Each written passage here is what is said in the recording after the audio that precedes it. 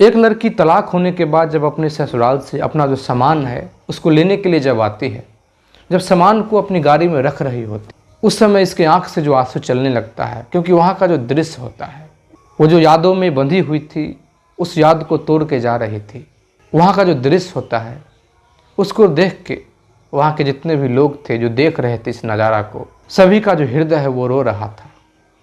वो लड़का भी रो रहा है, ये लड़की भी रो रही है। फिर जो होता है गजब होता है। नमस्कार, प्रणाम, मैं दीपक कुमार यादव। कहानी के इस नए एपिसोड में आप सभी का बहुत बहुत स्वागत है। वीडियो को लाइक कर दीजिए और अभी तक अगर आपने हमारे इस चैनल को सब्सक्राइब नहीं किया है तो प्लीज़ चैनल को सब्सक्राइब कर दीजिए।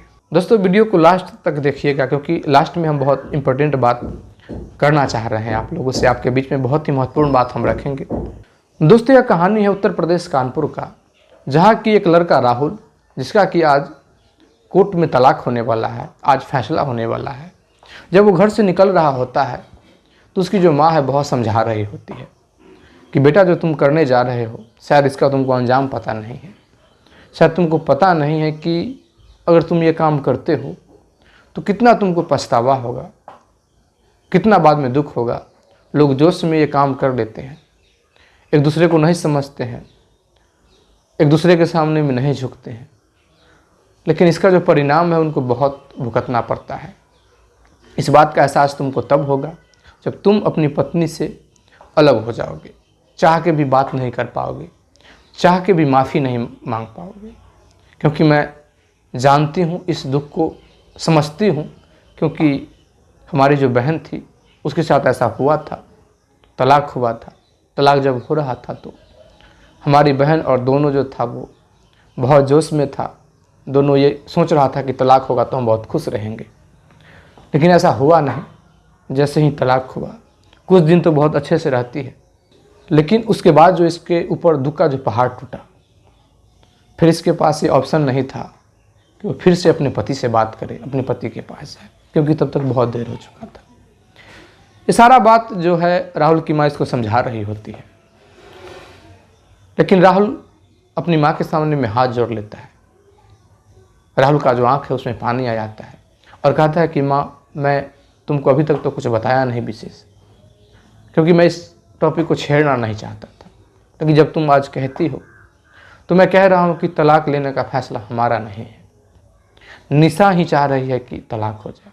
मैं तो कितनी बार उससे माफ़ी भी मांगा है, यह भी कहा है कि तुम जो चाहती हो वो हम करेंगे, लेकिन शायद उसके मन में क्या बात भर गया है, क्या कारण है, मुझे कुछ समझ में नहीं आ रहा है।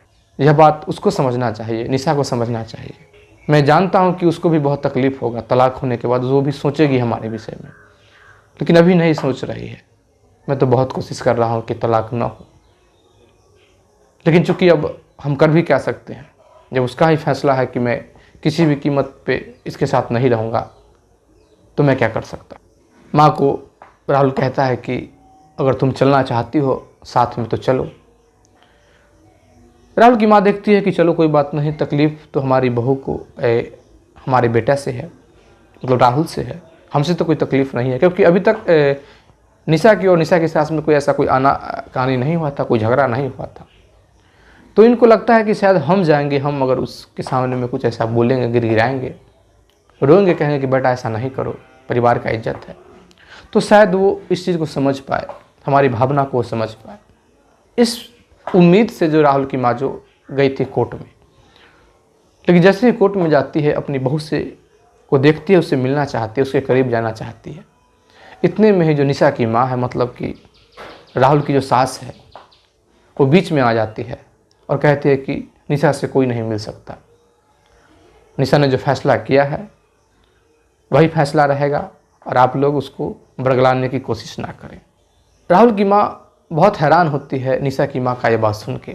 किस प्रकार से ये माँ है, कैसी ये माँ है जो अपनी बेटी का घर उजाड़ना चाहती है। अरे माँ का तो कर्तव्य है कि अपनी बेटी का जो घर है उसको वो बसाए, लेकिन ये कैसी माँ है, किस प्रकार की माँ है।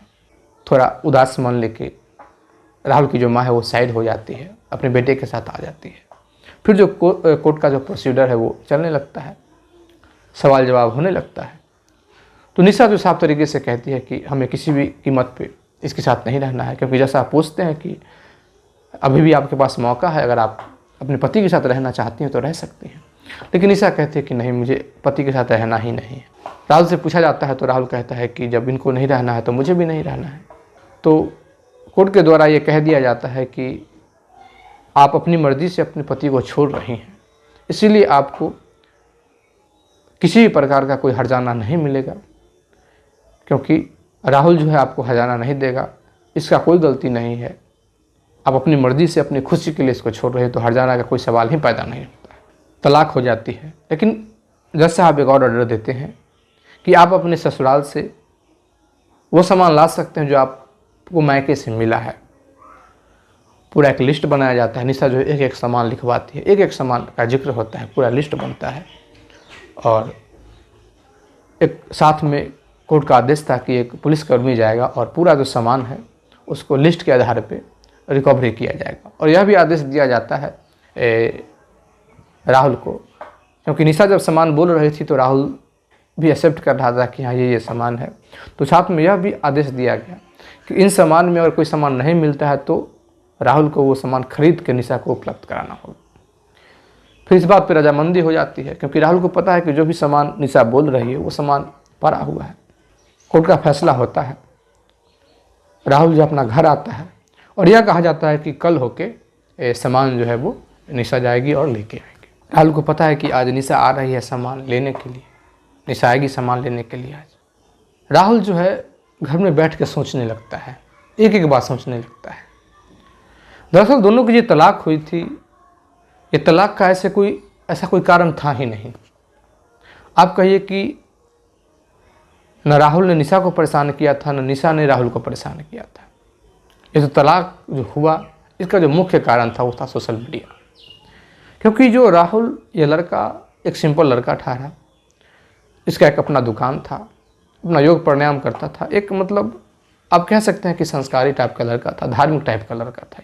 कोई ज़्यादा इधर उधर की बात में नहीं रहता था। मोबाइल से उतना ही मतलब रखता था जितना ये कुछ अगर इसको देखने का इच्छा हो तो देख लेता था। लेकिन जो निशा ठहरी ये थोड़ा शहर की लड़की थी। इसकी जो माँ थी जो उसी प्रकार की थी। माँ थोड़ा सोशल मीडिया पे ज़्यादा एक्टिव रहती थी और हमेशा दिन रात अपनी माँ से निशा जो है बात करती रहती थी, किसी और के विषय में बात करती थी। और जैसे ही फेसबुक खोलते थे, इंस्टाग्राम खोलती थी, तो इसकी जो कुछ फ्रेंड थी, लड़की फ्रेंड थी, उसकी जब शादी हुई थी तो देख रही थी कि आज वो फलां जगह जा रही है, कोई विदेश से आ रही है घूम के, कोई कहीं जा रही है, कोई मनाली जा रही है घूमने, कोई आगरा जा रही है घूमने, घूम ही रही है। सोशल मीडिया पे देखती है तो बहुत हैरान होती है, कभी कभी पूछ भी लेती है। संजोग ऐसा होता है कि जब भी बात करते हैं तो पता चलता है कि वो लोग घूम ही रहे हैं। अब यह है कि अपने पति को कहने लगती है कि भाई घूमने चलो। अब एक दो बार तो राहुल भी घुमाने के लिए ले जाता है, लेकिन चूंकि अब ये दुकानदार ठहरा, दुकान चला रहा है तो दुकान को ज़्यादा दिन बंद नहीं कर सकता है। दुकान का ऐसा सिस्टम होता है कि अगर आप अधिक बंद कर देते हैं तो फिर आपका जो ग्राहक है, जो ग्राहक आपके दुकान से एक बार दो बार लौट जाता है तो तीसरा बार वो आपके दुकान पे आएगा नहीं, वो कहीं अलग चला जाएगा, फिर वहाँ का वो पेटेंट बन जाता है, वहीं से सामान खरीदने लगता है। तो इस चीज़ को राहुल समझता था, तो इसीलिए राहुल जो है वो दुकान को बंद नहीं करना चाहता था। पत्नी को बहुत समझाता है, बहुत तरीके से समझाता है, लेकिन समझती नहीं है। राहुल ये कहता है कि जो तुम देख रही हो सबका जो जीवन है एक ही प्रकार का होता है, वो दिखाने के लिए ही ऐसा होता है। जो निशा थी ये हमेशा किसी का ब्लॉग देखती थी, जो पति पत्नी ब्लॉग बनाते वो देखती थी, अपने पति से जिक्र करती थी कि देखो पति पत्नी इसको कहते हैं, ये लोग घूम रहे हैं, फिर रहे हैं, कभी यहाँ जा रहे हैं, कभी वहाँ जा रहे हैं। राहुल एक चीज़ समझाता है कि देखो ये लोग अपना वीडियो बना रहे हैं, कंटेंट इकट्ठा कर रहे हैं, इन लोगों का काम ही वही है, घूमना फिरना काम है। नहीं घूमेंगे तो वीडियो कैसे बनेगा, लोग एक ही जगह का स्थान का तो लोग नहीं देखेगा। तो ये लोगों को दिखाने के लिए ऐसा करते हैं, लेकिन असल जीवन में ये भी दुखी होते हैं। लेकिन जैसे ही ये बात राहुल कहता है तो दोनों में एकदम से तरपत होने लगता है, लड़ाई होने लगता है। निशा कहती है कि जब भी मैं आपको कुछ कहना चाहती हूँ तो आप बात को काटने लगते हैं, आप सफाई देने लगते हैं। क्या मैं गलत बोल रही हूँ? आपको लगता है कि सब आप ही की जैसा है? कोसने लगती है अपने आप। हर दिन का ये तांडव हो जाता है। निशा का बस ये था कि हम भी जैसे हम देखते हैं मोबाइल में उसी प्रकार से हम भी अपने पति के साथ घूमें। ऐसा नहीं था किसी और के साथ घूमें, पति के साथ घूमें। एक सहेली से वो बात करती है, एक सहेली से जब वो बात करती है तो उस प्रकार से वो बात बोली कि भाई हम तो फ्री हैं, मतलब हम फ्री रहते हैं, अपना वीडियो बनाते हैं, मुझे कोई नहीं रोकता, कोई नहीं टोकता। ये बात इसके मन में बैठ जाता है कि भाई हमारा तो जीवन अब झंड हो गया, अब पूरा जो जीवन है यहीं रहना है, इसी घर में रहना है, रोटी बेलना है, खाना है, पति को खिलाना है, सास को खिलाना है, बच्चे पैदा करना है, और मेरा जीवन में कुछ काम रह नहीं गया है। ये बात निशा के मन में चलने लगता है और घुटने लगती है। और यही नतीजा होते होते एक दिन विवाद इतना बढ़ता है, एक दिन राहुल झल्ला जाता है, गुस्सा हो जाता है, और इसी दौरान निशा कह देती है कि मुझे तुम्हारे साथ रहना ही नहीं है, मैं तुमसे तलाक लेना चाहती हूँ। गुस्सा हुआ था राहुल भी कह देता है कि ठीक है, तलाक लेना चाहता हो तो अभी चले जाओ यहाँ से, अभी तलाक ले लो। और इसी बात पे निशा वहाँ से निकल भी देती है, मायके जाती है। तो इसकी जो माँ है, निशा की जो माँ है, वो बेटी को समझाती नहीं है, बल्कि आग में और घी देने का काम करती है। इसका जो मनोबल था वो टाइट हो गया था। निशा के मन में अब चलने लगा था कि भाई हम रहेंगे यहाँ तो फ्री रहेंगे, फ्री से अपना घूमेंगे फिरेंगे, एक बार तलाक हो जाए। और यही वजह था कि वो तलाक ली थी। अब आज तलाक हो चुका है, राहुल अपने कमरे में बैठा हुआ है, एल्बम निकालता है, तस्वीर को निहारने लगता है किस प्रकार से हमारी शादी हुई थी। दोनों जब एक दो बार घूमने गए थे तो वहाँ का कुछ तस्वीर था, उसको निहारने लगता है। साथ में दोनों मुस्कुरा रहे हैं, एक दूसरे का हाथ पकड़े हुए। राहुल एक और तस्वीर निहारने लगता है जिसमें कि निशा जब पहली बार इसे घर में आई थी तो एक उजले कपड़ा पे इसका जो पैर का जो निशान था उसको इसने छापा था, और उसको फ्रेम बना के राहुल रखा हुआ था। उस निशान को निहारने लगता है। निहारते निहारते इसके आंखों में आंसू चला आता है। गोदरेज खोलता है, उसमें से सामान को निहारने लगता है, एक एक सामान को। अपना जो कुछ सामान था इसका उसको साइड करने लगता है, ताकि निशा जब आए, क्योंकि पता है कि निशा आज आ रही है, तो फिर उसको सामान खोजने में देरी ना हो। सामान को साइड करने लगता है। सबको पता है कि निशा आज आने वाली, वो लड़की आज यहाँ से अपना सामान लेके जाएगी। निशा एक पिकअप जो वाहन होता है वो लेके आती है, एक कार में आती है, अपने भाई के साथ आती है। दरवाजे पे उतरती है, सारे लोग बैठे हुए हैं। निशा उतरती है। निशा की सबसे पहला जो नज़र है वो जाता है उसकी सास पे, राहुल की माँ के ऊपर। राहुल की माँ का जो आँख है वो भरा हुआ था, क्योंकि वो अब लुट चुकी थी, खाली हो चुकी थी, तलाक हो चुका है, कुछ कह नहीं सकती। साथ में एक पुलिसकर्मी भी है। निशा चाहती है कि अपनी सास को प्रणाम करूं, लेकिन फिर हिम्मत नहीं जुटा पाती है, क्योंकि थोड़ा सा इसको भी अब आभास होने लगा था कि हमने गलती किया है। जब तक तलाक नहीं हुआ था तब तक लग रहा था कि मुझे तलाक लेना है, लेकिन जैसे ही तलाक हुआ, घर गई, जब ये महसूस करने लगी कि मैं फ्री हो गई, मुझे अब कोई टोकने वाला नहीं है, तब इसको लगने लगा कि शायद मैं गलत तो नहीं करती। उतरती है। कहा जाता है तो भाई सामान को लादने के लिए जो लोग थे वो सामान को, फर्नीचर को, सामान को पिकअप में रखने लगते हैं। फिर निशा जो अपने कमरे में जाती है। कमरे में जाती है तो देखती है कि राहुल जो है वो ऐसे ही बैठा हुआ है, पलंग पे बैठा हुआ था और तस्वीर को निहार रहा था। सामने एल्बम रखा हुआ था। अब क्या होता है कि निशा जो अपना जो सामान है, एक एक सामान लिस्ट निकाल के देखने लगती है। एक औपचारिकता पूरा कर रही थी, उसको तो पता ही था कि क्या क्या सामान है, लेकिन ये सोच कर रही थी कि मैं वही सामान ले जाऊंगी जो हमारी लिस्ट में है। तो राहुल एक बात कहता है कि लिस्ट का कोई आवश्यकता नहीं है, तुमको लगता है कि जो जो सामान तुम ले जा सकती हो यहाँ से तुम ले जाओ, जो तुम्हारा आवश्यकता है वो तुम ले जा सकती हो। निशा कहती है कि नहीं, जो मेरे लिस्ट में सामान है, जो मेरा अपना सामान है, मैं वही ले जाऊँगी, आपका सामान हम क्यों ले जाएंगे। आँख राहुल का भी भरा हुआ है, लेकिन थोड़ा सा निशा का भी आँख जो है वो थोड़ा सा भर जाता है। अपना जो सामान है वो अटैची में पैक करने लगती है, निकालने लगती है। राहुल का सामान को, खुद से भी कुछ सामान को अलग कर रही थी। एक जो सामान था, कोट पैंट था, वो निशा जो है वो अलग कर देती है, मतलब राहुल का था, राहुल को अलग कर देती है। राहुल कहता है कि नहीं नहीं, ये भी तुम्हारा ही है, क्योंकि ये तुम्हारे पिताजी ने मुझे दिया था, तो फिर इस पर मेरा कोई अधिकार नहीं हो सकता है। राहुल जो है अपना अंगूठी निकालता है, अंगूठी देता है।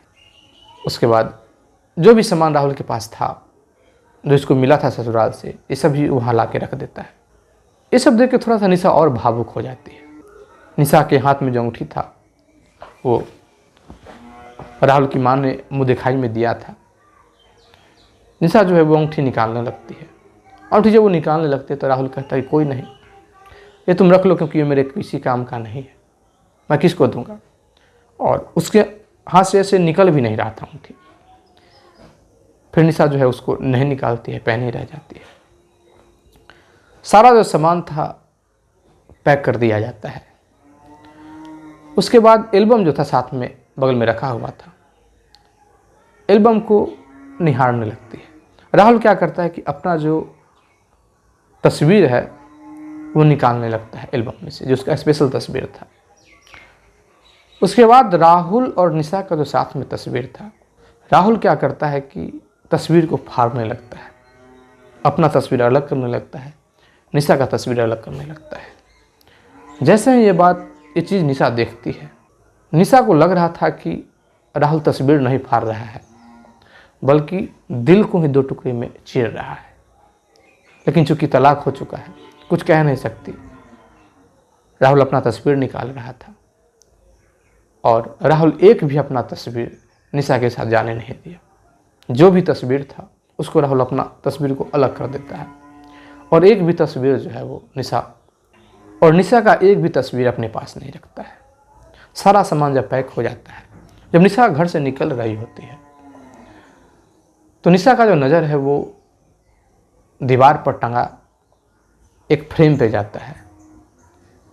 उस फ्रेम पर जब जाता है तो देखता है कि राहुल जो उस फ्रेम को देख रहा है, निहार रहा है बहुत गौर से, क्योंकि वो फ्रेम कुछ और नहीं था, वो वही फ्रेम था जिस पे निशा जब पहली बार आई थी तो उसका पैर का निशान था उस पर, जिसको फ्रेम करा के राहुल जो था दीवार से टांग रखा।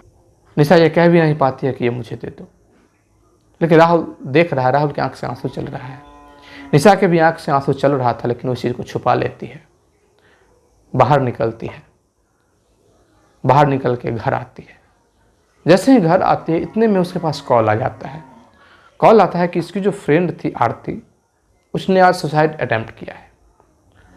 अब जैसे ही ये घटना ये सुनती है तो बहुत घबरा जाती है कि आखिर वो ऐसा क्यों की, क्योंकि वो तो अपने पति के साथ घूमती रहती थी, इधर उधर जाती रहती थी, अपने जीवन में वो इतनी खुश थी और उसी के जैसा ये बनना चाहती थी। ये बात इसको थोड़ा हजम नहीं हुआ। ये तुरंत वहाँ से निकलती है, हॉस्पिटल जाती है। जब हॉस्पिटल जाती है, चूँकि आरती उस समय थोड़ा खतरे से बाहर थी और निशा के साथ साथ जो इसकी कई और सहेली जी थी जो वहाँ अवेलेबल थी, जो आ सकती थी, वो आरती को देखने के लिए आती है। आरती के साथ आरती के घर पे जाती है जब पूरा स्वस्थ हो जाती है तो। फिर निशा एक बात पूछती है कि एक बात बता, तुम अपने जीवन में इतना खुश हो, फिर तुमने ऐसा क्यों किया? अगर मान लिया जाए कि परिवार वालों ने कुछ कह दिया, पति तो तुम्हारा साथ दे रहा है। आरती कहती है कि तुम समझ नहीं रही हो, मैं जो भी ये की हूँ पति के कारण क्यों। जब तुम मुझे देखती हो मैं वैसे हूँ नहीं, वो बस देखने के लिए है। एक ही फ़ोटो को मैं कई बार सोशल मीडिया पर डालती हूँ तो तुमको लगता है कि मैं हर बार घूम रही हूँ। आरती जब अपनी बात रख देती है, ख़त्म कर देती है, फिर और जो लड़की थी और जो सहेली थी वो भी तसल्ली आरती को देती है कि तुमको ऐसा नहीं करना चाहिए। देखो मेरे जीवन में कितना दुख है। सब अपना अपना जीवन का जो दुख है वो बखान करने लगती है। सबका जब सुन लेती है निशा, तो निशा को अंदाज़ा लगता है कि भाई सबसे कम दुख तो मेरे पास है और मैं इनको मान रहा हूँ कि अपने पति के साथ बहुत खुश रह रही है। इसका पति इसको बहुत तवज्जो दे रहा है, बहुत इसको मानता है, बहुत समय देता है। अपने विषय में सोचती है तो इसको लगता है कि सबसे ज़्यादा समय तो मुझे दिया जा रहा है। निशा जो थी बिल्कुल टूट चुकी थी। निशा की आंख से आंसू नहीं रुक रहा था। फिर क्या करती है, देर नहीं करती है और अपने पति के पास, राहुल के पास कॉल लगाती है। राहुल देखता है नंबर तो राहुल को लगता है कि शायद कोई सामान रह गया होगा। जैसे ही कॉल जाता है तो राहुल कहता है कोई अगर सामान रह गया है तो मैं पहुंचा देता हूं, आप नाम बताइए। निशा फूट फूट के रोने लगती है। राहुल को समझ में नहीं आता है। निशा रोती हुई कहती है कि मुझसे बहुत बड़ा गलती हो गया है, अगर आप मुझे माफ़ कर दें, एक बार फिर से मुझे अगर मौका दें तो मैं ये गलती फिर से कभी नहीं करूँगा। राहुल तो दुखी था लेकिन राहुल कुछ नहीं बोल पाता है। राहुल कहता है कि मैं अब क्या कर सकता हूँ, कोर्ट का फैसला हो चुका है। फिर जो निशा है अपनी सास को कॉल करती है, फूट फूट के रोने लगती है सास के पास। कहते कि मुझे माफ़ कर दीजिए, एक गलती तो कोई भी माफ़ कर देता है। निशा की जो सास थी वो भी इस चीज़ से बहुत दुखी थी, वो टूट चुकी थी। जब बहू का कॉल आया, रोती हुई बहू का कॉल आता है, वो भी अपनी बहू को माफ़ करती है, अपने बेटे को भी समझाती है। फिर निशा को कहा जाता है कि तुम चली आओ, यहाँ किसी प्रकार का कोई दिक्कत नहीं होगा, कोई तुमको ताना भी नहीं मारेगा। फिर निशा जो है वो अपने ससुराल चली आती है और फिर से निशा को था लग जाता है, पता लग जाता है कि जो हम देखते हैं बाहर सोशल मीडिया पे, किसी का जीवन अगर हम बाहर से देखते हैं तो बाहर से देख के अपने पति से हम लड़ जाते हैं, लेकिन जब उसके जीवन में प्रवेश करते हैं तो पता चलता है कि हमसे ज़्यादा दुखी तो वो है। दोस्तों, इस कहानी के माध्यम से एक चीज़ सिद्ध होता है कि किसी और से तुलना आप अपने परिवार के लोगों का ना करें। दोस्तों, एक ख़ास बात और हम आप लोगों से करना चाहते हैं कि जो हम स्टोरी बोलते हैं, इतना मेहनत करते हैं, स्टोरी तैयार करते हैं, तो मैं चाहता हूं कि इस चीज़ को हम वेब सीरीज़ बनाएं, एक सीरीज के रूप में आप लोगों के सामने में जो आपको सुनने को मिलता है वो आपको देखने को भी मिले। और इसकी तैयारी हम कर रहे हैं, हमारी तैयारी चल रही है, लेकिन मुझे ऐसा लगा कि इस तैयारी में शायद आप लोगों से भी सहायता लेने की हमें आवश्यकता है, क्योंकि अगर आप लोग हमें सहायता करते हैं तो हम बहुत अच्छे क्वालिटी का इस चीज़ को हम बना पाएंगे। जो हम चाहते हैं, जिस प्रकार से हम चाहते हैं बनाना, उस प्रकार से हम बना पाएंगे। स्क्रीन पे जो मेरा QR कोड आ रहा है, तो आप लोग इस पे अपने इच्छानुसार जितना भी हो सके 1 रुपया भी भेज सकते हैं, 10 रुपया भी भेज सकते हैं, 100 रुपया भी भेज सकते हैं, 1000 भी भेज सकते हैं, लाख भी भेज सकते हैं। आप लोगों को जितना इच्छा हो आप लोग भेज सकते हैं, क्योंकि मुझे ऐसा लगा कि शायद आप लोग अगर हमें सहायता करेंगे तो हम जो बनाना चाह रहे हैं, जिस चीज़ का हम तैयारी कर रहे हैं, हमारी तैयारी चल रही है, तो हम और बेहतर बना सकते हैं। क्योंकि ऐसा मुझे लगा कि शायद इसमें अगर कुछ और हम आप लोग से योगदान लें, सहायता लें, तो इस चीज़ से हम बहुत अच्छे तरीके से बना पाएँ। और आप लोग तो जानते हैं कि मेरा जो भी स्टोरी होता है वो एक सामाजिक स्टोरी होता है। आजकल जो सीरियल चल रहा है, टीवी सीरियल जो चल रहा है, लोग के मन में एक जहर भरा जा रहा है, सीरियल के माध्यम से परिवार को लड़ाया जा रहा है, कुछ उस प्रकार का दिखाया जा रहा है जिससे कि परिवार में कलह हो रहा है। बहू है वो अपने पति को वैल्यू नहीं दे रही है, अपनी सासू माँ को वैल्यू नहीं दे रही है। तो इस प्रकार से जो हो रहा है, तो इस चीज़ को थोड़ा इसी से हट के आप कह सकते हैं कि इस चीज़ के जवाब के रूप में हम इस चीज़ को बनाना चाहते हैं। तो अगर आप लोग, जो भी आप लोगों का इच्छा होता है, अगर आप लोग हमें सहायता करते हैं तो आप लोगों का हम बहुत आभारी रहेंगे। और जो भी लोग जितना भी सहयोग करते हैं, पैसा भेज के और अपना नाम, अपना पूरा पता भी वहाँ उसी कमेंट में भेजने के बाद जो उसमें हिस्ट्री होता है, तो चैट में जाके आप लिख सकते हैं। तो अगली वीडियो में हम आप लोगों का अभिवादन कर पाएँ, आप लोगों का धन्यवाद कर पाएँ। और जो भी लोग हमें सहायता करेंगे, तो जो भी वेब सीरीज हम बनाएंगे, जो बनाने जा रहे हैं, तो उनमें भी उन लोगों का नाम को हम इंक्लूड करेंगे। ऐसा नहीं है कि आप लोग हमें सहायता कर रहे हैं तो आप लोगों को हम भुला देंगे। जो भी लोग हमें सहायता करेंगे उनका हम सदा आभारी रहेंगे। और जो भी दर्शक आज हमें सहायता कर रहे हैं, तो जिस दिन हम अनाउंसमेंट करेंगे, क्योंकि हम चाह रहे हैं कि लगभग 20 जो सीरीज है उसको एक साथ बनाया जाए ताकि कंटिन्यूटी मेंटेन कर पाएँ हम। तो उसमें कलाकार की आवश्यकता होगी। जो भी लोग अभी हमें सहायता कर रहे हैं, तो उनका तो पूरा डिटेल्स जो हिस्ट्री रहता है वो मेरे पास रहेगा ही। तो जिस दिन हम अनाउंसमेंट करेंगे, तो हम अपने दर्शक में से ही उन लोगों को भी हम मौका देंगे कि अगर कोई इच्छा जाहिर करते हैं कि वो वेब सीरीज़ में काम करे, तो शौक़ से वो वेब सीरीज़ में काम कर सकते। तो हमारे इस मुहिम में हमें सहायता करें। जो भी आपका इच्छा होता है, जितना भी आपका मन बनता है, 1 रुपया भी दे सकते हैं आप, जितना भी आपका इच्छा बनता है आप हमें सहयोग करें। हम इसके लिए आपका सदा आभारी रहेंगे। हम लोगों की टीम के द्वारा ही एक भक्तमाल गाथा नाम का जो वेब सीरीज है आप लोगों के बीच आ रहा है, इसी 1 जुलाई से आ रहा है। उसको आप देख सकते हैं, स्वामी करुण दास जी। जब यूट्यूब पे आप जाके टाइप करेंगे स्वामी करुण दास जी, तो आपको वो जो वेब सीरीज है भक्तमाल गाथा नाम से आपको देखने को मिल जाएगा। आप लिखिएगा स्वामी करुण दास जी, तो आपको वो वेब सीरीज आपको देखने को मिल जाएगा। यूट्यूब पे ही मिल जाएगा, किसी प्रकार का आपको कोई पैसा खर्च करने की आवश्यकता नहीं है। तो आप इस वेब सीरीज़ को भी प्यार और आशीर्वाद दीजिए, और हमें भी आप अपना प्यार और आशीर्वाद दीजिए। और आप इसी प्रकार का और भी स्टोरी सुनना चाहते हैं तो प्लीज़ हमारे चैनल को सब्सक्राइब कर दीजिए। अच्छा लगा हो तो लाइक कर दीजिए, कुछ कहना चाहते हैं तो कमेंट कर दीजिए, किसी दोस्तों के पास भेजना चाहते हैं तो शेयर कर दीजिए। जय हिंद, जय भारत।